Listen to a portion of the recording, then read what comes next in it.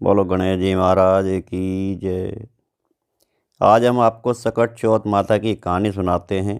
वैसे तो कहानियाँ कितनी प्रचलित हैं, लेकिन इसमें एक देवरानी जेठानी की कहानी है। उसको आज आपको बताते हैं।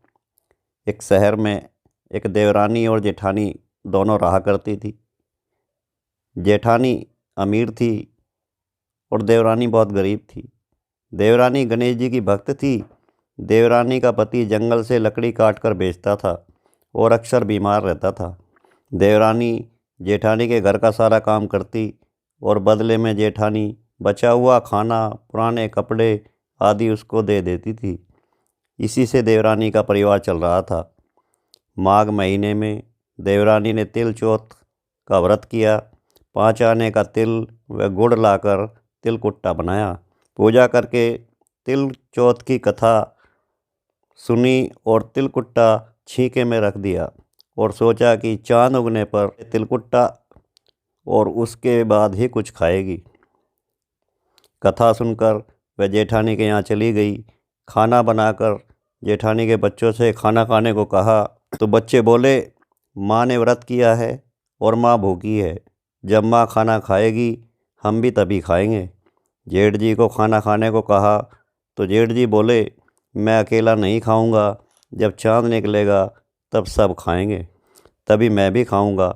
जेठानी ने उसे कहा कि आज तो किसी ने भी अभी तक खाना नहीं खाया, तुम्हें कैसे दे दूँ। तुम सुबह सवेरे ही बचा हुआ खाना ले जाना। देवरानी के घर पर पति बच्चे सब आस लगाए बैठे थे कि आज तो त्यौहार है, इसलिए कुछ पकवान आदि खाने को मिलेगा। परंतु जब बच्चों को पता चला कि आज तो रोटी भी नहीं मिलेगी तो बच्चे रोने लगे। उसके पति को भी बहुत गुस्सा आया और कहने लगा, सारा दिन काम करके भी 2 रोटी नहीं ला सकती तो काम क्यों करती हो। पति ने गुस्से में आकर पत्नी को कपड़े धोने से मारा। धोना हाथ से छूट गया तो पाटे से मारा। वह बेचारी गणेश जी को याद करती हुई रोते रोते पानी पीकर सो गई। उस दिन गणेश जी देवरानी के सपने में आए और कहने लगे, धौ ने मारी, पाटे मारी, सो रही है जाग रही है। वह बोली, कुछ सो रही हूँ कुछ जाग रही हूँ। गणेश जी बोले, भूख लगी है, कुछ खाने को दे। देवरानी बोली, क्या दूँ, मेरे घर में तो अन्न का एक दाना भी नहीं है। जेठानी बचा सूखा खाना देती थी, आज वह भी नहीं मिला। पूजा का बचा हुआ तिलकुट्टा छीके में पड़ा है, वही खा लो। तिलकुट्टा खाने के बाद गणेश जी बोले, धौ ने मारी, पाटे मारी, निपटाई लगी है, कहाँ निपटे। वह बोली, यह बड़ा घर, जहाँ इच्छा हो वहाँ निपट लो। फिर गणेश जी बच्चे की तरह बोले, अब कहाँ पहुँचूँ। नींद में मग्न अब देवरानी को बहुत गुस्सा आया कि वे कब से तंग कर किए जा रहे हो। सो बोली, मेरे सर पर पहुँचो और कहाँ पहुँचोगे। सुबह जब देवरानी उठी तो यह देखकर हैरान रह गई कि पूरा घर हीरे मोती से जगमगा रहा है। सिर पर जहाँ विनायक जी पोंछनी कर गए थे वहाँ हीरे के टीके व बिंदी जगमगा रहे हैं। उस दिन देवरानी जेठानी के यहाँ काम करने नहीं गई। बड़ी देर तक राह देखने के बाद जेठानी ने बच्चों को देवरानी को बुलाने को भेजा। जेठानी ने सोचा कल खाना नहीं दिया इसलिए शायद देवरानी बुरा मान गई। बच्चे बुलाने गए और बोले, चाची चलो, माँ ने बुलाया है, सारा काम पड़ा है। देवरानी ने जवाब दिया, अब उसकी ज़रूरत नहीं, घर में सब भरपूर है गणेश जी के आशीष से। बच्चों ने घर जाकर माँ को बताया कि चाची का तो पूरा घर हीरे मोतियों से जगमगा रहा है। जेठानी दौड़ती हुई देवरानी के पास आई और पूछा कि यह सब हुआ कैसे। देवरानी ने उसके साथ जो हुआ वो सब कह डाला। घर लौटकर जेठानी ने अपने पति से कहा कि आप मुझे धौने और पाटे से मारो। उसका पति बोला, भली मानस, मैंने कभी तुम पर हाथ नहीं उठाया, मैं तुम्हें धौने और पाटे से कैसे मार सकता हूँ। वह नहीं मानी और जिद करने लगी।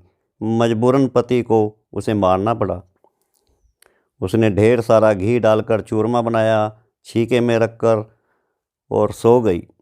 रात को चौथ विनायक जी सपने में आए, कहने लगे भूख लगी है, क्या खाऊं?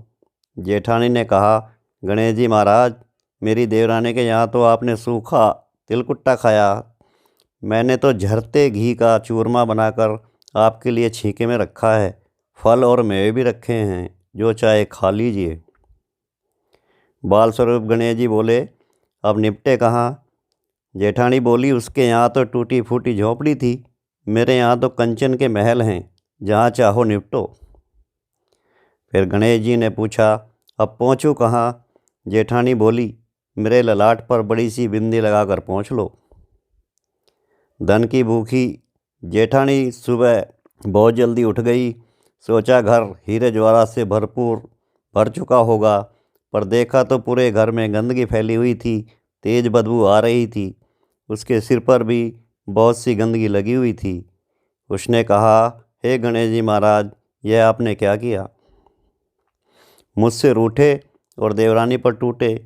जेठानी ने घर की सफाई करने की कोशिश की, परंतु गंदगी और ज़्यादा फैलती गई। जेठानी के पति को मालूम चला तो वह बहुत गुस्सा हुआ और बोला, तेरे पास इतना सब कुछ था, फिर तेरा मन नहीं भरा? परेशान होकर चौथ के गणेश जी से मदद की विनती करने लगी।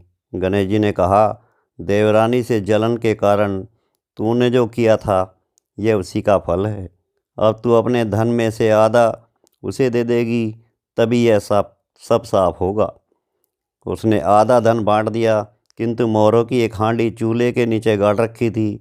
उसने सोचा किसी को पता नहीं चलेगा, और उसने उस धन को नहीं बांटा।